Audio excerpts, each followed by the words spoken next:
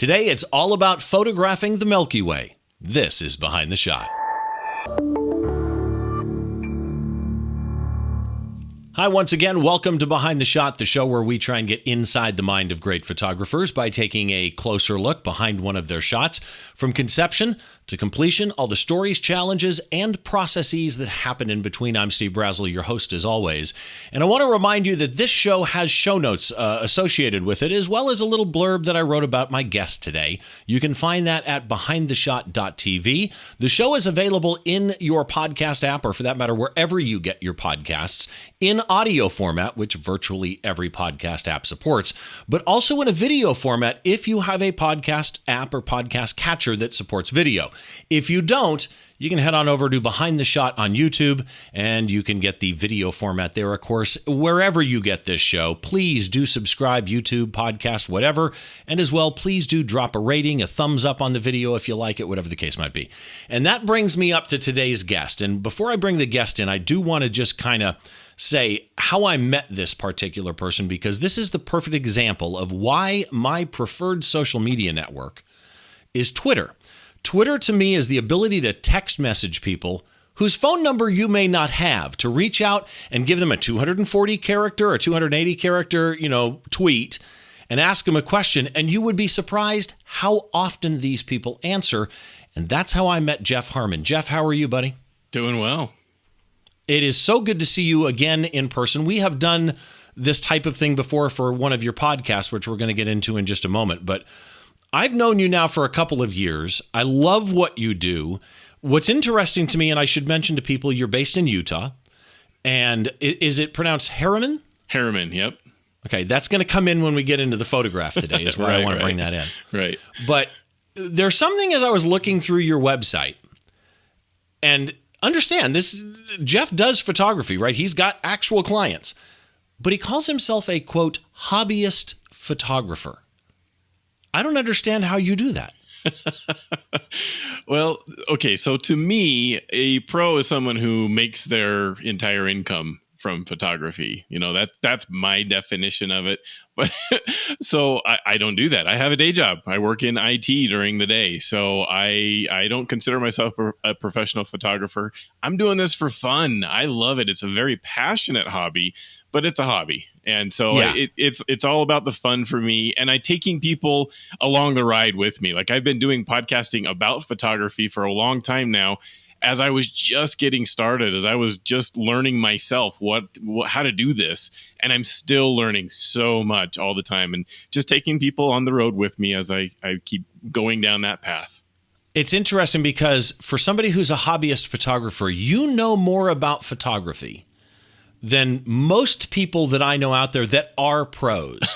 And I mentioned at the start how I know you, which is because of Twitter. And I came to know you through your podcasts. You have a couple of different podcasts, and you also do a number of actual blog posts where you go really deep. So let's talk about the podcast for a minute. And then by the way, we are going to circle back on, because somebody probably caught it already. It's another photographer that's an IT pro. It's becoming kind of strange sometimes. The Photo Taco podcast. So Photo Taco podcast, I've been on before. I was a guest and honored to be a guest. That's a monthly show? That is a monthly show. Yep. That's how often. I started it out as weekly. And then it just was too much for me to keep up with it every week, because I do another weekly show. So I've backed that one off to monthly, and I want to spend the amount of time I need to make it happen, because it's a very technically focused podcast where I do my best to break down topics that are hard for people to understand into terms and describing it in a way that I hope everybody can understand. And it takes a lot of time and effort to put that together. You bring it to the masses, as it were. That's what I try. And that's what was it. We talked about my concert photography when I was on Photo Taco podcast, right. But that's really kind of a good way to understand it. And that's really where the blog posts come in too, which I'm going to bring up in a second. First of all, Master Photography podcast. That one is weekly. Right. And that one was original. I don't know if it still is, though. I'm not clear on that. But it originally was more than just you. Yes. Yeah, there's still a team of us that the whole idea was supposed to be that a few of us would get together every week and just kind of talk about things that are going on in photography or things that we're doing in our businesses or what's happening with us in photography. It was a team of 5 of us, and the others are all busy enough right now with other things that are going on. Some of them have kind of pivoted away. They were all pros, and now they've gone to not being full-time photographers. The majority of them. So it's kind of turned out to be mostly me on the Master Photography podcast. Well, and one of the things I mentioned, let's circling back now to Phototaco podcast, is the blog post that you do, because one of the things I love about what you do is you bring that IT background. I mean, you are rooted in InfoSec, so information security, IT type stuff. Yep. Which is, again, the number of photographers that I know that have a root in some form of IT, Ant Pruitt, Enterprise IT, and the list goes on, is amazing to me. But you kind of bring that, and by the way, I think this is why so many photographers are, IT people. It's a geek world really today, right? I mean, this is computers in your hand, whether it be your phone or an SLR or mirrorless. But you bring that deep IT background that you've got. And InfoSec, for those people that don't know, is one of the most detailed areas of IT, right? I mean, there's I could go on, but you bring that kind of analytical point of view into photography, and you go very, very deep on certain topics like performance of external drives with Lightroom Classic. You've got a buying guide that you keep up to date. You do how-tos, which you're going to have a blog post on today's image, in fact. You did this big thing on memory usage in Lightroom where Jeff is going back and forth with people on Twitter and with me trying to figure out how he can monitor performance without having the monitoring affect the performance. I mean, this is the type of detail that I'm talking about. How do you see, forgetting the blog posts and the podcasts, how do you see your IT stuff affect your actual photography?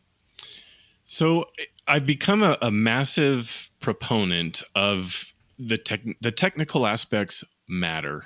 I think there's a lot of photographers who actually never even learn it. They don't even know how, the majority of the menu functions in their camera, what they do, what they mean.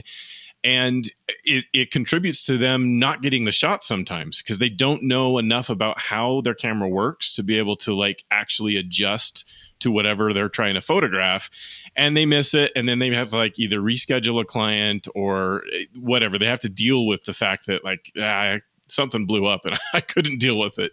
Right. And so I think because of I think that's really been a benefit to me. I understand. And if I don't understand it, boy, I dive in and do a ton of testing on it until I do understand it. Then when something comes up, when something blows up in one of my shoots, I am better prepared to be able to respond to that and be like, oh, actually, I know there's this feature in my camera that I almost never use, but in this case, I need it, and I need it right now, and I have less, seconds to be able to make that decision, and I think that's really been a massive benefit.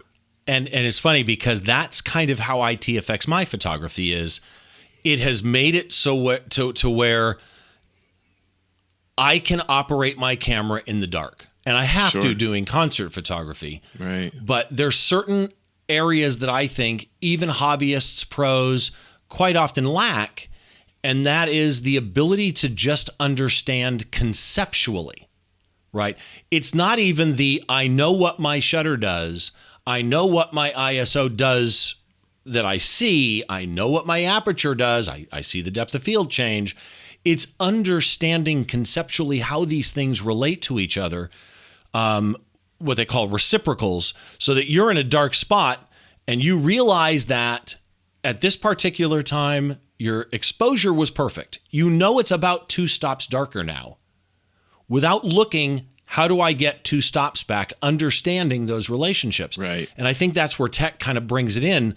But then,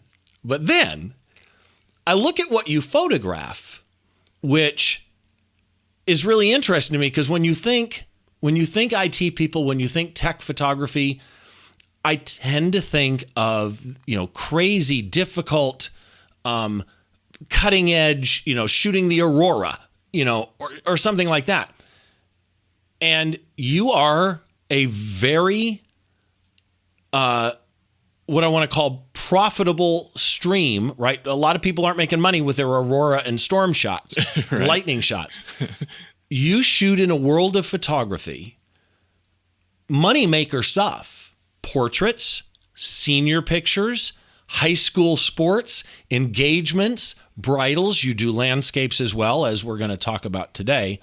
So I guess my question is, with as involved as you are in photography, 2 podcasts, blog posts that you get crazy Right. about, 2 Facebook groups that you mod or admin, and then you shoot all these different genres.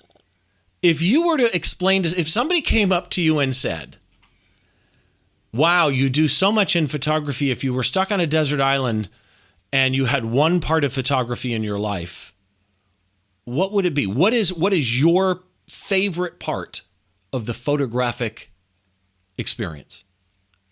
Boy, what a hard question. I think on that desert island, and it's true in all of it. The parts I love the best is getting outdoors, having an adventure, an experience. Like, that has a huge portion into the enjoyment of what I get.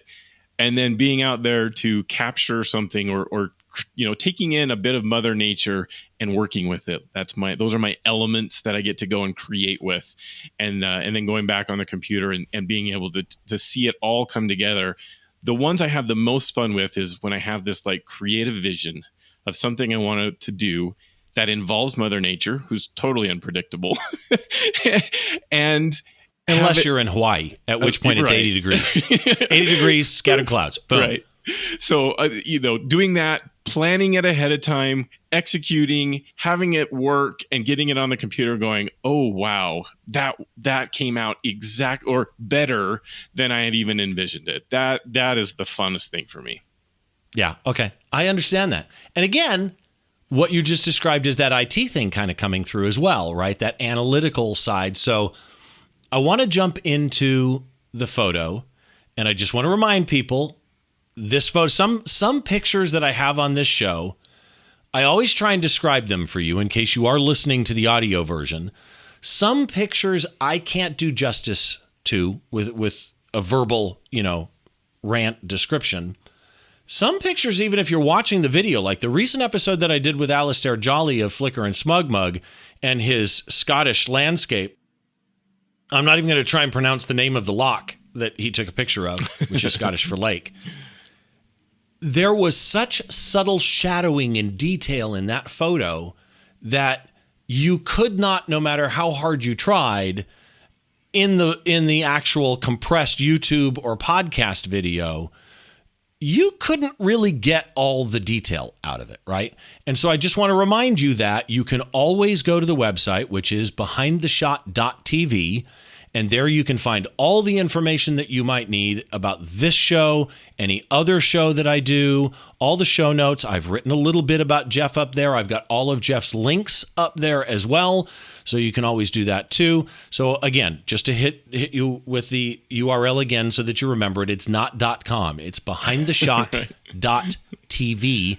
And of course, it's also Behind the Shot on YouTube, and you'll see the lower thirds pop up here underneath Jeff and I as we're talking to give you all those URLs if you're watching the video.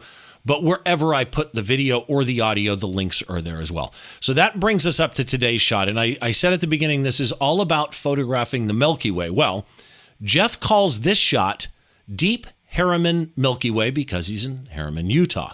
This image, I do want to say, is for sale on Jeff's site.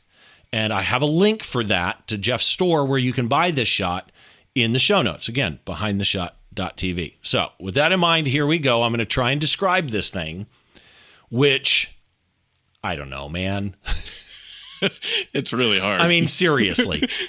I can say the words Milky Way or the Milky Way, and you get the picture in your head. Here's the thing about the Milky Way. And it's similar to something Jeff and I have been discussing online recently, which is photographing the moon. We here on Earth tend to see through haze no matter where we're at. And so really we see the moon as this beautiful glowing ball with detail, but there's not a ton of contrast in it. When you process an image, some people tend to leave the moon as we see it from Earth, and it's still super sharp and it's still amazing. It's not as contrasty as other people, right? There's a lot of ways to attack it. I tend to try and make it like, what if I were in space? What would this look like if I could be above the atmosphere and actually see the moon? And that's what I go for. And when I look at this Milky Way shot, it's kind of the same thing. Some people do Milky Ways that have a little bit of color. Some people do Milky Ways that have an insane amount of color. And some people have Milky Ways. The reason this shot leaped at me when Jeff posted this on Twitter and on Instagram, some people have Milky Way shots that look, I'm making this word up in this instance, real, right? We don't see these colors, these gases, this dust, space dust from Earth with our naked eye, generally at least. Mm-hmm. It takes some processing to get this type of detail and color out of it. And this is what I imagine it would look like in a Star Trek episode. Right? So let me describe it. It's all about the Milky Way. You have rolling green hills of Utah in the front. Those take up about the lower third. But it's dark. And yet, just like that Alistair shot, which is why I brought it up, there's immense detail in these rolling hills. And you may not get that on the video. I understand that. BehindTheShot.tv. Go check it out. Detail in the rolling hills as they intersect, the shadows get darker and the detail is there. The top 2/3 of the frame are sky, the Milky Way, and the stars. The Milky Way is the right rule of thirds and crosses up to the left top rule of third, like it couldn't be more perfectly positioned. The lower left is clearly light pollution from a city or some town center that's creating a halo of light above the mountains. Balancing the Milky Way on the right of the frame, the lights on the left of the frame, the stars are all different shapes. But here's the thing, and I think I mentioned this on Twitter, and if I didn't, hopefully those of you that saw the shot caught this, because this I almost never see. When you see light pollution blending into a night sky shot where the night sky is black, right? I mean, it's really dark and you get the stars and you get the Milky Way. When you see light pollution blending into that in an sRGB 8-bit image, there's always banding in the sky. Always. Now, you could shoot this and process it Adobe RAW, or Adobe RGB, I'm sorry. Mm-hmm. You could shoot this in a higher bit than 8-bit and do that. But when you export it and put it online at 8-bit sRGB, the banding happens. There is no banding in this shot. I'm not even sure how that's possible technological-wise. The other thing is the stars aren't blurred. So I happen to know, and we'll talk about this, this is a multi-shot image stack. I'm not going to tell you if it's 2 or 400, right? We'll get into that. But it's multi-shots. One of the problem with Milky Ways or any night sky, deep sky, type image is you get blur of the stars because they're moving extremely quickly. And so you can use apps to find out, but everybody always sees online, oh, the base point is 30 seconds. You can't go over 30 seconds or you'll get light movement. That is not true. It depends on your sensor and your camera. Mm-hmm. So it's very easy to shoot a shot like this and have stars blurred. Not to mention when you shoot more than one and then you stack them, those stars aren't in the exact same spot. You still run the risk of blurs. So we're going to get into this process on how he did this. Last but not least, I mentioned it a second ago, is the colors. The gas and dust that are in the Milky Way, the contrast, the color processing feels space-like.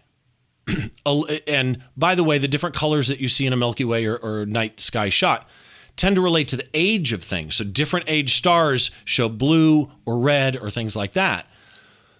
But this is what I think the Milky Way would look like if I were in a spaceship. So Jeff, please tell me.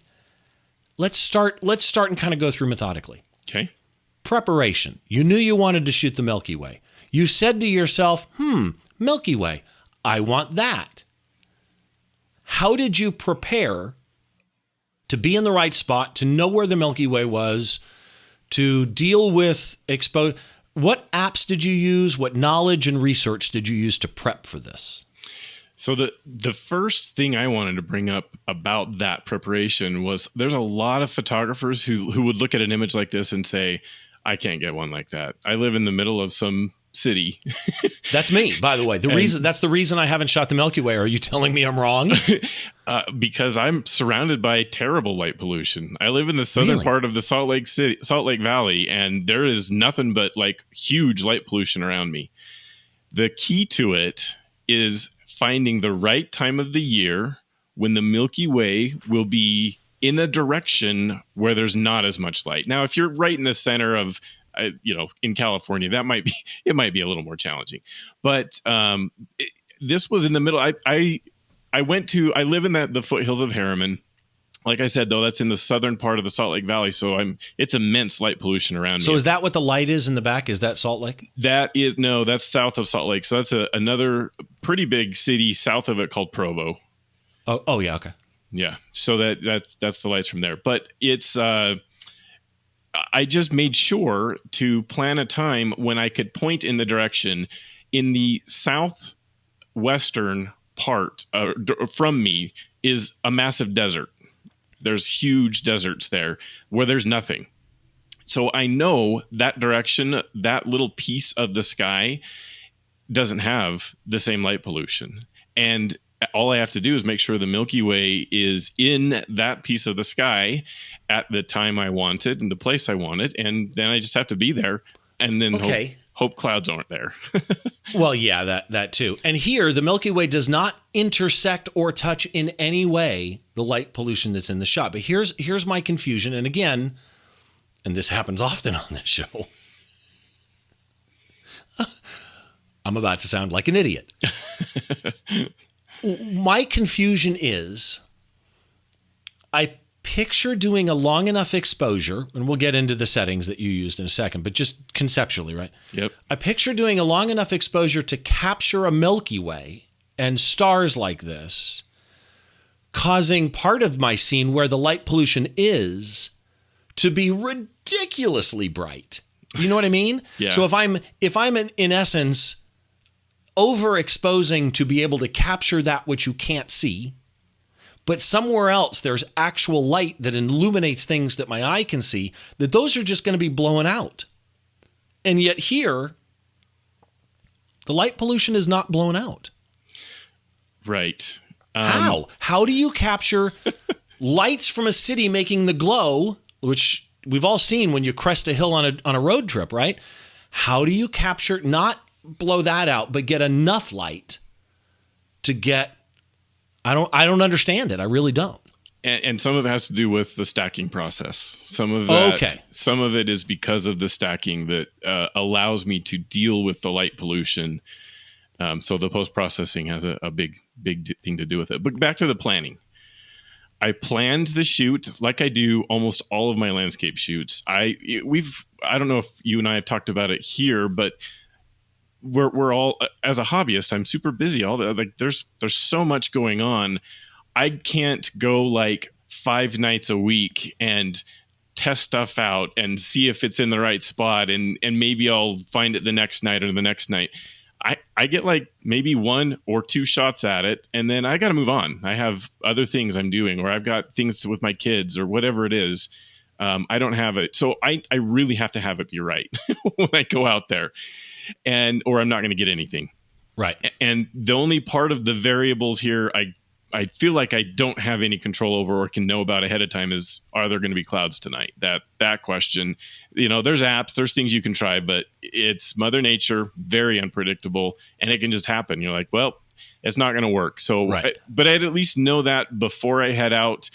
within like the hour or two before I head out. Like, well, yep, the clouds rolled in. It's over. It's not going to happen. But I use PhotoPills is the app that I use on the phone. It's not a super user-friendly application. It takes a little bit of knowledge to figure out how to use it. But when you know how to use it, I can get it so that I know exactly the minute that I need to be at my spot so that I can be ready to take the picture. And of course, I want to get there ahead of that to set up and take some test shots and be totally prepared. But I know when I need to be there. And I've learned how to use the app enough that it's that exact for me. I know the minute that I need to be there. Interesting. Okay, so you get there. Photopill says, hey, Jeff, come on down, right? Right. You show up. What's your gear? So I'm assuming you've got a tripod. Yep. Yeah. Okay. What camera do you shoot? So this is another thing I really wanted to kind of make a point of, because a lot of people who shoot astro, they either have a specifically modified camera to shoot astro, or they're at least using a full frame camera. And for a lot of people, my listener group, the people I'm trying to appeal to and reach out to is those hobbyists that are like, those are too expensive. I can't afford to have one of those. I still want to do some fun things with photography. Is it even possible? And I want to say, yeah, it's possible. So I shot this with a Canon 80D camera body. And then I used a Tamron 24-70 lens. Interesting. So I'm assuming at 24. Yeah, 24. Okay. Yep. And what about, first as long as we got into the lens and body, what were your shutter speed and time on the shots? Because there's multiple shots. We'll talk about that. Yep. But your basic shutter speed, ISO, stuff like that, what were your settings? So this is another area where I use PhotoPills to make sure I know how to create spot stars, that they won't be moving. You go into the app, and this part of the app is super easy to use. The planning part to know when the Milky Way is going to be in the right spot's a little harder. But there's a pill. They call each of the functions in their app pills. Right. There's a pill that is called Spot Stars.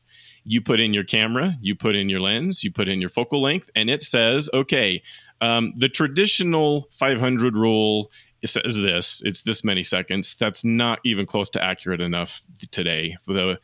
You have to account for the sensor size and the pixel size of the sensor. So you have to pick your camera so that it can count for that.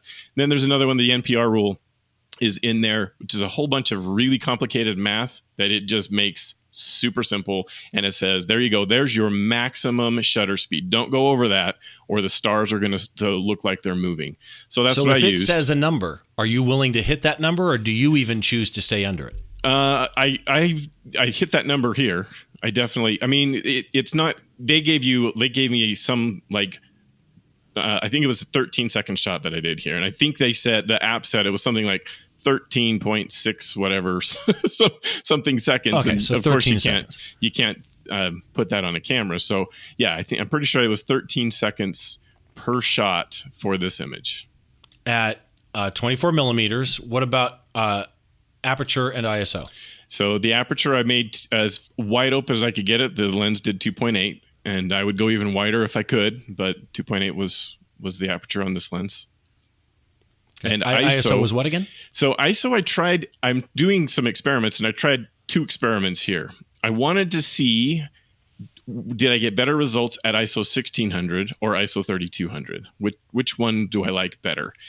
And knowing that I'm going to stack, I don't have to go higher than that, even though if I was going to try to do a single image for this, I'd probably have to go higher than 3200. But I knew I was going to stack, and I didn't know ahead of time, because I hadn't done a lot with the stacking, is it going to be better 1600 or 3200? So I took frames of both, and I ended up liking the 1600 frames better. Okay, interesting. So then the question is, and by the way, when you're shooting multiple images, noise isn't necessarily an issue either, because you can average out and remove the noise when you have multiple stacks.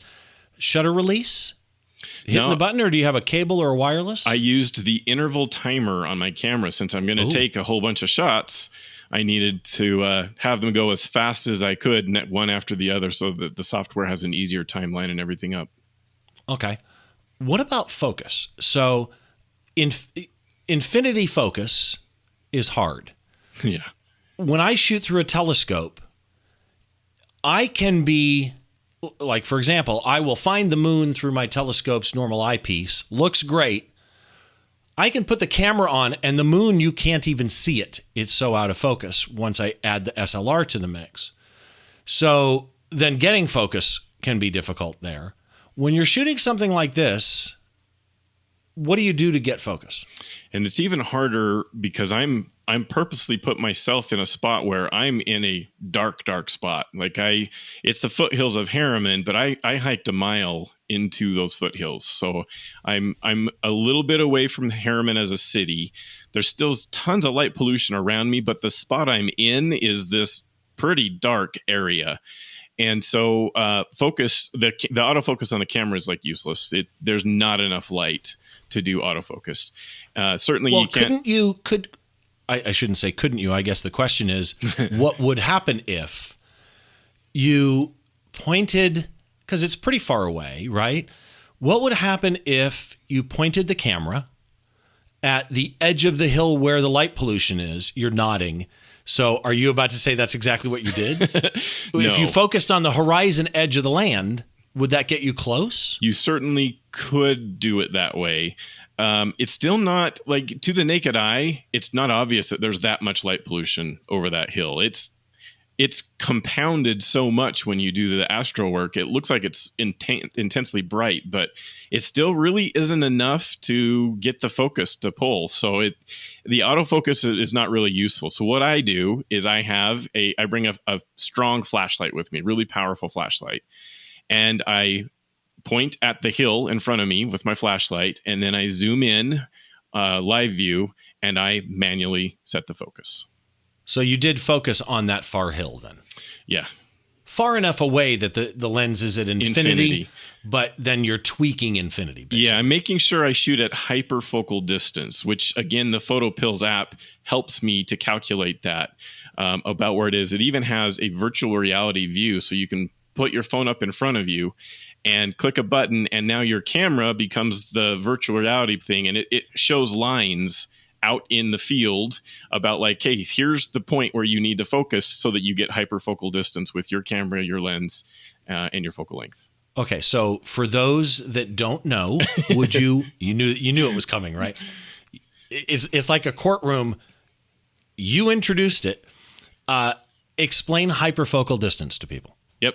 Okay, so this is a point at which you get infinity focus behind your focus point, meaning everything from your focus point, wherever you focused on, and depth-wise in the scene, everything back from there is going to be in sharp focus or acceptably sharp focus. Our eyes will look at that and say that whole scene is in focus. And then you usually also get a little bit of space, and it just depends on how close the subject is and what aperture you're shooting at. But a little bit of space in front of that focus point also is in acceptably sharp focus. And so it's really important. I'm shooting at f2.8, but there's still in infinity, there's still a hyperfocal distance at that aperture so that you can get a huge amount of space in focus, a big depth of field, as long as things are far enough away from you, right, and you set your focus point correctly. Okay. So I want to talk about your composition, because based on PhotoPills, you knew where it was going to be, but you couldn't see it. Right. So did you take, I don't care about star trails, but I really need to see detail. So I'm going to take one shot at 30 seconds to really get it to where, okay, I know where it's at. And then reset to 13, or how did you, because the composition here, this shot could fall apart if it weren't for the right composition, right? I mean, a million people have shot the Milky Way, like we talked about before. If it was just a shot of a hill and a Milky Way and there was no compositional structure to it, it could be a great shot, but it's not a great shot, right? Yeah, right. But here, the fact that you managed to position something you couldn't see, balance it with the one hill that has the trees on it and the light pollution. And by the way, the fact that that hill's not smooth actually, in my opinion, contributes to the shot, because the little trees or whatever it is, bushes, rocks, that bump up from the hill, they break the light pollution. Yep. So it's not a blob of light. So how do you compose this when you can't see it? So I start with photo pills again. You can see how big a deal this app is. In other words, people, just go get it. And by the way, it's on my phone sitting next to me. You do have to pay for it. It is a paid app. Yep. It is not a cheap app. It is a cheap app, though, right? Yeah, I mean, let's face it. I remember days when we spent $50 on apps. Yeah. It's not a $50 app, right? It's 10, 20 bucks, something like that. And if you do this type of photography or any landscape, moon, sunrise, sunset, anything outdoors with photography, you should have photo pills. So I'm sorry, go ahead. I even use photo pills for planning my senior shoots and family shoots and everything for golden hour, so that I know when to tell the family to be there. I don't remember. Does it track tides? I don't think it tracks tides. I don't know of anywhere that it tracks tides. Well, Erica Thornus, who was on this show before with a beach silhouette shot, which she's famous for, she had a website or an app that tracked tides so that she knew when to go, which was interesting. Anyway, composition. So composition wise, again, there's like this virtual reality view to see the Milky Way rising up over and all of the things that are in the night sky. You can kind of move the time forward and backward in the app with this virtual reality. I guess it's called augmented reality, because you see what's in front of you and it overlays on top of it these elements. So when I got there on site, I just used the app and I said, okay, the Milky Way should be right there. And based on that is where I picked my spot. I didn't pre-scout. Okay. I would love to have pre-scouted the spot where I was going to shoot from. And if I could, photo pills again would really help me to plan on where I'm going to be. I just knew kind of the general area of where I wanted to be. But to actually pick the final composition, I used that to help me do it.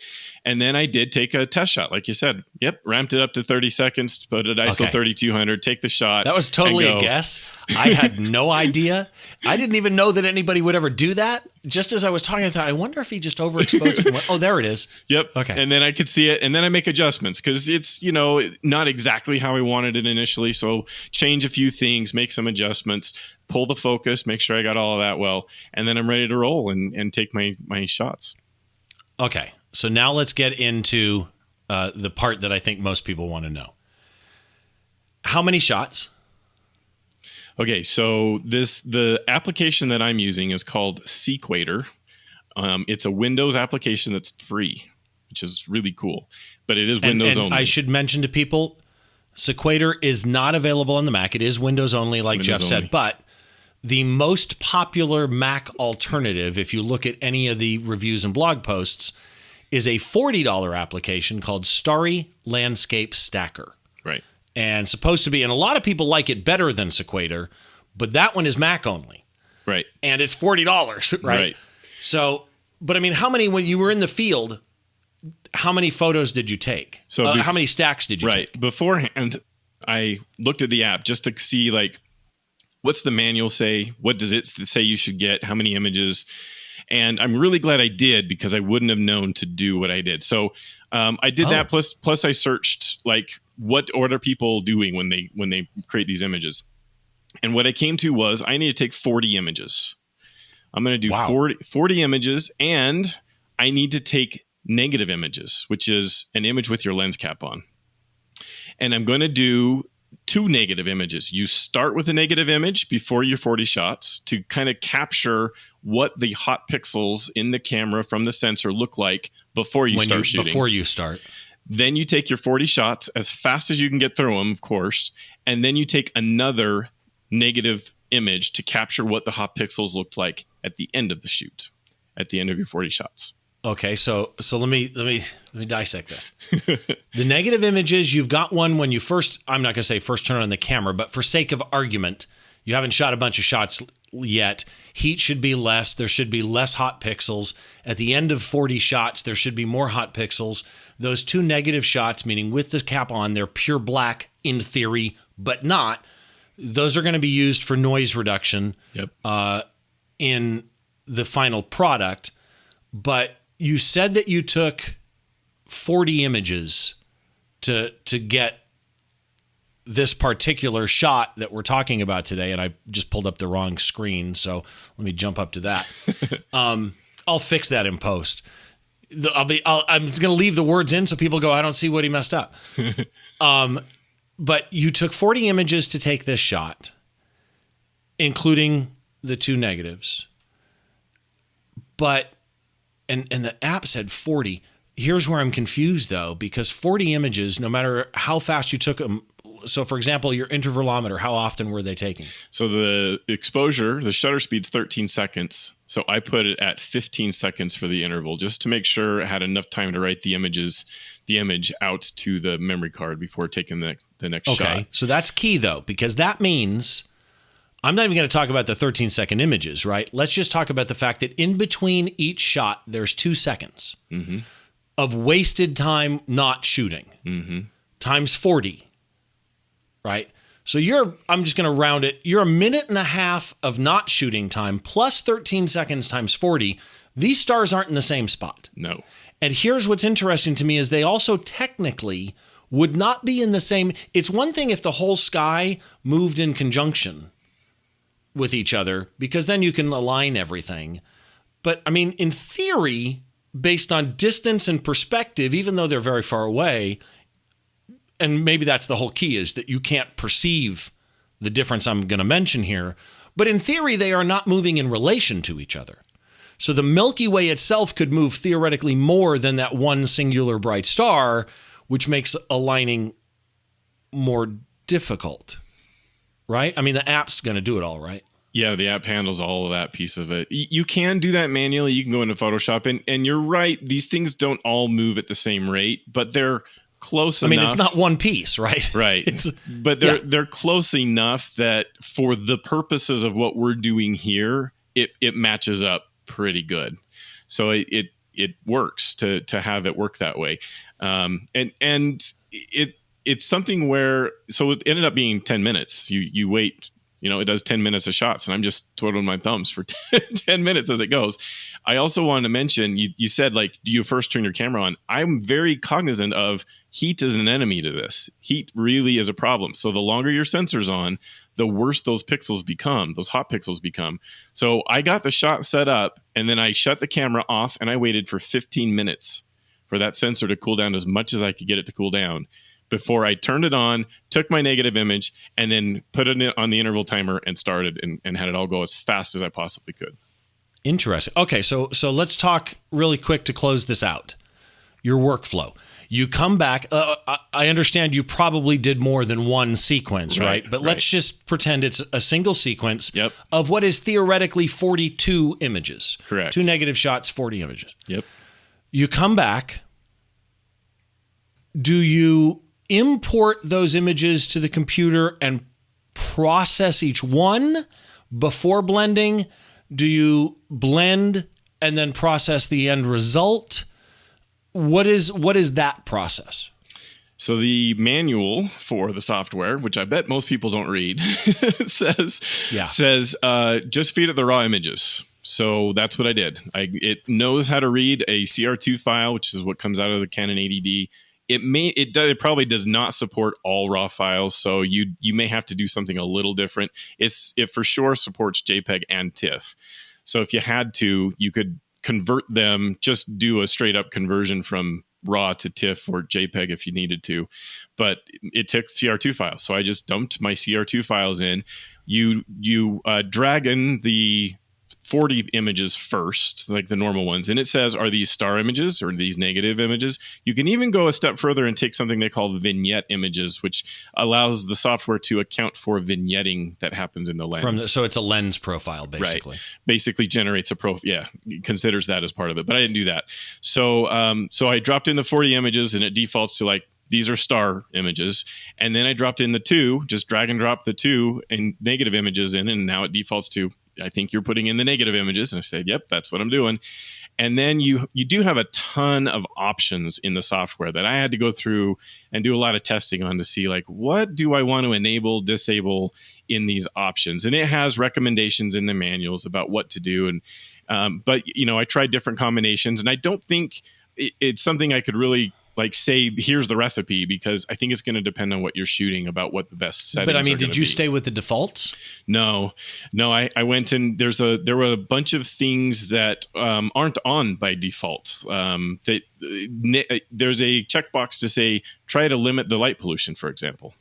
And that's not on by default. So I tried it with and without, and I'm pretty sure I liked it better with. And just all of that. I tried it. It only takes about a minute and a half for the software to do the blend. So it's not that hard. Yeah. 40 images plus 2 negatives in a minute and a half? Yep. And so, yeah, but you've got a beast of a machine. I know you. Yeah. Well, no, it's a machine I built in 2014. Baselines matter, my friend. I built the machine in 2014. It's 6 years old. So okay, all right. So I guess the question is somebody gets Sequator or the Mac equivalent to this particular piece of software, Starry Landscape Stacker, and there's other ones out there that you can try as well. Right. And they decide, I'm going to go do this. Right. If you could save them time with one tip, what would that one tip be?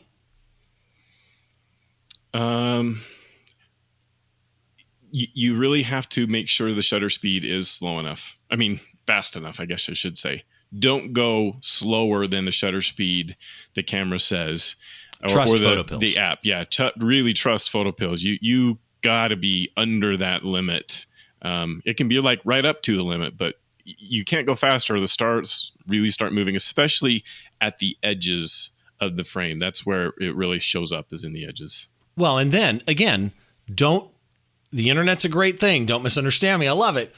But there is no one fast rule for everybody. So for me, when I was considering doing a Milky Way shot a long time ago, and for some reason I don't remember why, it never came to fruition. But I saw everywhere 30 seconds. Don't go over 30 seconds. I'm thinking, okay, I'll go less than 30 seconds. Depending on the body I was using, which at the time I think might have been a Canon 7D, that would have been an absolute problem. I would have gotten star trails. Yes. So, yes, these rules exist, but your better bet nowadays is just use an app. I mean, it just makes it so much easier. Oh, yeah, for sure. Again, your tech background, to me, informs the process in such a way that I love it. It's exciting to me to see how people are. I mean, again, pushing the boundaries may not be the right term here, because a lot of people photograph the Milky Way, but understanding how anybody can go get PhotoPills, get an app like Sequator, read the book. That's it. Just read the manual, read the instructions, and end up with a product at the end of all of this that looks like this thing. It's like, wow. Oh, you know what? I almost forgot. I was going to close out and I almost forgot. Sequator did it. What'd you do afterwards? Yes, that's not the end state for sure. Okay, so as you're blending these images, somebody, by the way, would have said, Steve, you didn't ask him about Photoshop. Right. Yeah. Yes. Okay. Right. So you're stacking these 40 images, and the software's job, Sequator's job, or Deep Sky Stacker, it's going to line up the stars. That means the foreground is going to become this blurry mess that's not usable at all. So for sure, if you're planning to do stacking, you are also planning to do a composite in Photoshop. You have to get that foreground back. And then your challenge is, how do I get that foreground to look natural and like it was when I was there? And that can be really challenging. But so I bring in, I brought in the final image. So Sequator produced a TIFF for me, really good, high quality TIFF file. And then I bring that TIFF in. In fact, you can even have the color space. I was using the Adobe RGB color space when I shot, and I set the color space in Sequator to Adobe RGB. So that so you've got a better color gamut. I had a big color gamut available to me when I was processing this. So then I bring it into Lightroom first, and I did some minor things there. I like the way I can do noise reduction in Lightroom really well. So I liked to do that there, but I also used dehaze as a slider, helped tremendously with this image. It really brought out the stars. Whole image? Yeah, well, I mean, I edited the two images separately. The stars, the sky versus the foreground, kind of edit them separately in Lightroom, and then just bring in both images after I've made adjustments in Lightroom as layers into Photoshop to put them together. So hold on, let me get this right. Sequator produces a single TIFF that is the blend. Yes, for the sky. You duplicated that and processed one copy for the sky and one for the land? No, because the TIFF file is going to have a really nice and sharp, clear version of the sky area, but the foreground area is this blurry mess. I see what you mean. Right? You brought in the 40th image for the land. That's right. Okay, I understand. Well, actually, because the ISO got worse as you get shooting, I brought in the first image for the foreground. Gotcha. And used that. So yeah. Could you not have also just shot your own manual plate, exposing it the way you wanted? Actually, I took a 30-second. I had that test shot, right? 30-second test shot. I think that's the one that I used for the foreground. I don't care how the skies are moving. Exactly. So I brought in as much light as I possibly could and lowered the ISO as much as I could to make that as noise-free as possible. I like it. Okay. So, and in Photoshop, what would you have done, I'm guessing? Yeah, so and then Photoshop, you could try to do, I did need to still add some contrast to the sky. It doesn't look as stark a contrast between the Milky Way and the black of the sky. Even up to this point in Lightroom, you can kind of get there with adjustment brushes and contrast slider and dehaze, and you can get sort of there, but it's much better just to use curves in Photoshop and fine tune that the contrast so that it looks just how I want it with the sky. And then because they're two layers, I can make it so that I deal with the contrast in the foreground completely independently, make it be exactly how I want it, and have it work. One of the things that I did in this shot that I think really helped the composite look natural, I took color from the sky and I overlaid that color on the foreground to make sure that I had color matching happening on the foreground. Okay, which is a very common compositing thing that that the Aaron Lewis, I'm thinking singer now, Aaron Naces of the world will tell you. Aaron Nace is the founder of Flern, by the way. If you've never gone to Flern, highly recommended. Yes. I actually even have a discount code for Flern, by the way, which is on the screen right now. It's behind the shot 20. So if you do go to Flern, use that code. That'll get you 20% off a membership at Flern, which is one of the best training spots. So, okay, very, very interesting. You end up with a shot like this. And again, people, this is for sale on Jeff's website. I've got the link in the show notes to this, and I'm going to give out all of Jeff's links here in just a minute. But if you're watching the video, they are popping up underneath him as we go. Last question. If you could recommend one photographer to people that people don't know about, who would it be? That people don't know about. I mean, You're a photographer pick. I think the people that I follow are the ones everyone follows. So there's that. Okay, who's your favorite photographer then? The favorite one for landscapes like this, I think, is probably Nick Page. Okay. Yeah. So go look up Nick Page. And Jeff, again, thank you so much for doing this. All the information on this episode is at the website, behindtheshot.tv. Make sure you go check there. And for Jeff's links, let's run through these really quick. What's your actual website? Okay, so my portfolio is over at jsharmonphotos.com. Okay, jsharmonphotos.com. The two podcast sites. Yep. phototacopodcast.com is the monthly show and where I have my detailed blogs, which I'm going to do a detailed blog about this First, I'm going to compare how it does with Deep Sky Stacker versus Sequator. And I'm also going to That'll do be interesting. Okay. a few more shots to figure out like ISO settings and how many images actually matter. And so I have a little bit more testing that I want to do before I go and release that blog post. But it's going to be a big blog post with lots of detail. Yeah. Actually, it's good. To me, the interesting thing will be comparing the $40 app to the free app. Even if the $40 app is better, let's say, it's $40 compared to free, but I use Mac and Windows myself, but all my editing I do on a Mac. So your social media stuff is going to be hard to say all three of them. They're in the blog post. They are always a format of last name, something, first name. So right. Facebook, Harmon.Jeff. Twitter is Harmon_Jeff. And Instagram is just Harmon Jeff. So if you look for Harmon followed by something and a Jeff, you'll most likely find Jeff. There are too many of us Jeff Harmons, and I'm never first to the game. So, and therein lies the issue. Yeah, dude, I can't say thank you enough. I really, really appreciate it. For everybody, go check out Jeff's stuff, and I hope that you and the family and everybody in Utah are safe, my friend. You too. Thanks, Steve. Yeah. Thanks again to my guest, Jeff Harmon.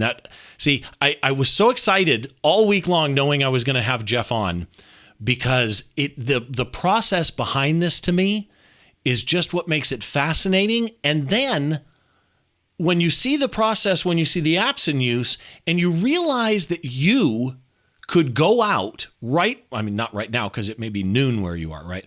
But you could go out, air quotes, right now, and capture a shot like this, regardless of whether you've got a small kit camera lens, you can do it.